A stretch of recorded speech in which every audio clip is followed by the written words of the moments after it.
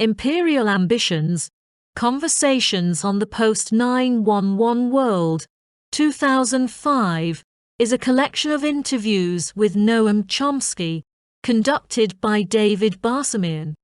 The book focuses on American foreign policy, particularly in the context of the war on terror following the September 11th attacks, while also addressing broader themes of imperialism, global hegemony, and resistance to American domination. In these conversations, Chomsky offers a critique of American imperialism and discusses the implications of America's actions for global politics, human rights, and democracy. At the heart of Imperial Ambitions is Chomsky's critique of American imperialism.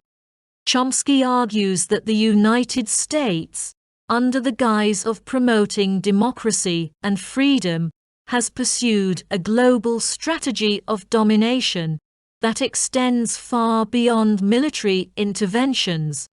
He describes American imperialism as a system that integrates economic, political, and military power to maintain global control. Chomsky traces the origins of American imperialism back to the post-World War II period, when the United States emerged as the world's preeminent power. He argues that since then, American foreign policy has been shaped by a desire to maintain global hegemony, ensuring that no other country or bloc of countries can challenge its supremacy. The Cold War provided a convenient justification for this imperial project, but Chomsky points out that American actions during and after the Cold War have been largely driven by economic and strategic interests, rather than concerns about the spread of communism or democracy. He emphasizes that U.S. imperialism is not limited to military interventions. It also includes economic control through institutions like the World Bank, the International Monetary Fund, and trade agreements that reinforce the dominance of American-based multinational corporations. This imperialism, according to Chomsky, aims to secure American access to global resources and markets, while imposing neoliberal policies on other nations, often at great cost to their populations. Chomsky devotes considerable attention to the American response to the September 11th attacks and the launch of the war on terror. He argues that the Bush administration used the attacks as a pretext to expand American military presence abroad and pursue long-standing strategic objectives, particularly in the Middle East. In this context, Chomsky critiques the invasion of Afghanistan and the Iraq War, suggesting that these actions were motivated not by the desire to combat terrorism, but by the need to assert control over strategic regions and resources. Chomsky identifies the Middle East, with its vast oil reserves, as a region of paramount importance for American imperial ambitions. He points out that control over the Middle East has been a central objective of American foreign policy for decades, as evidenced by the support for authoritarian regimes in the region, such as Saudi Arabia, and the frequent military interventions. The Iraq War, Chomsky argues, was largely about securing control over Iraqi oil and establishing a more favorable geopolitical position in the region. He is particularly critical of the rhetoric used by American officials to justify the war. Chomsky argues that terms like freedom and democracy are often invoked to mask the true imperial motives behind American actions. In Iraq, for example, the Bush administration claimed to be promoting democracy, but Chomsky points out that the America has a long history of supporting dictators and undermining democracies when it suits its interests. He calls this the double standard of American foreign policy, where the promotion of democratic values is contingent on whether or not those values align with American strategic goals. Chomsky's critique of the media is a recurring theme in Imperial Ambitions.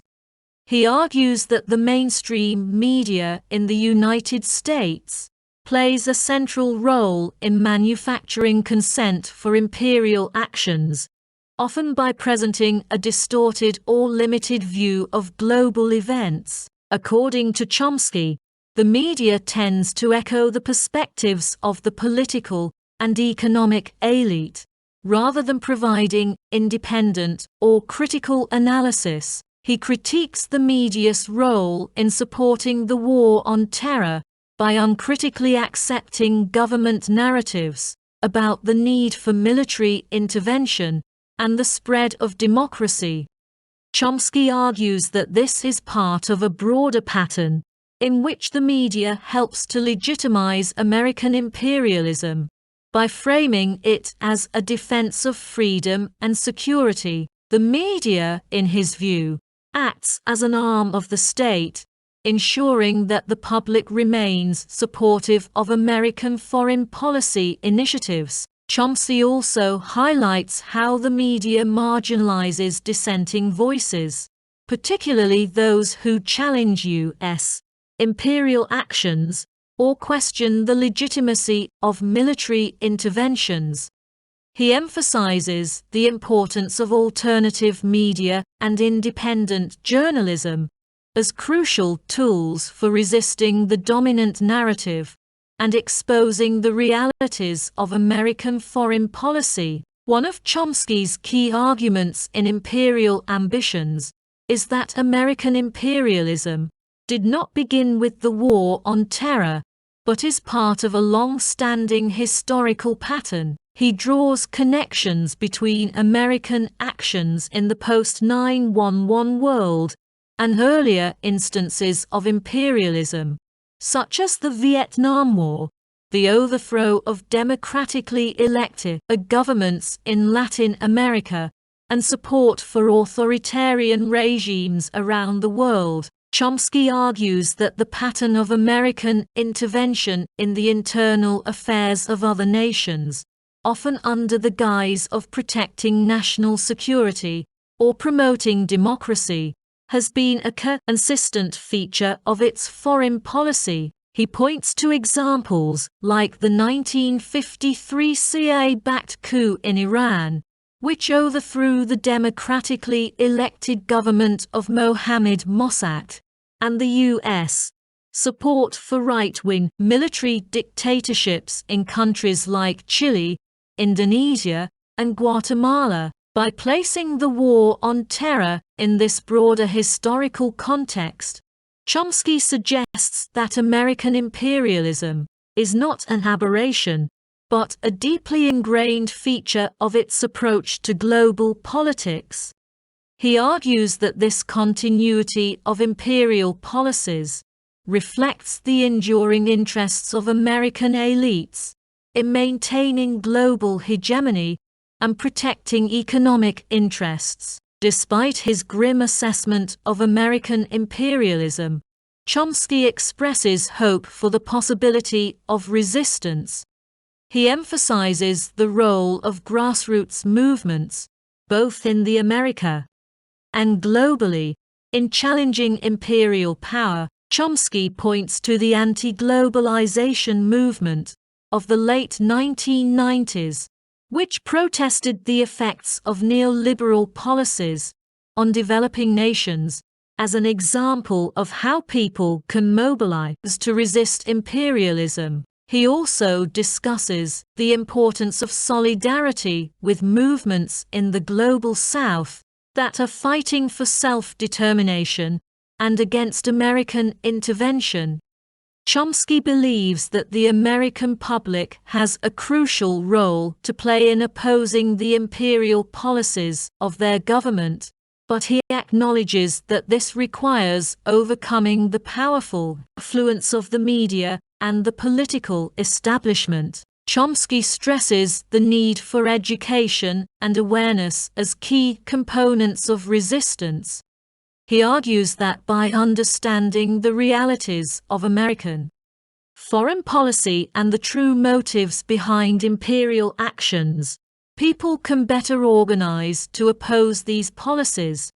He encourages activism, emphasizing that even small actions can contribute to larger movements for social justice and global change. Throughout the book, Chomsky highlights the hypocrisy of America's claims to be a champion of human rights and democracy.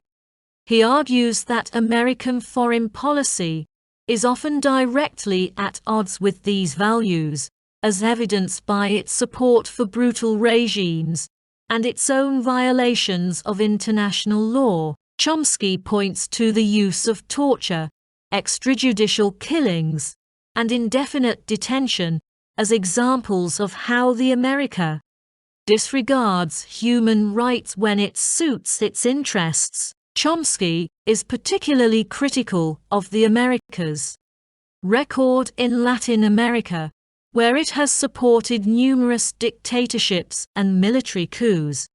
He also discusses American complicity in atrocities committed by its allies, such as Israel's treatment of Palestinians, and the American government's failure to address the root causes of terrorism, such as poverty and political repression.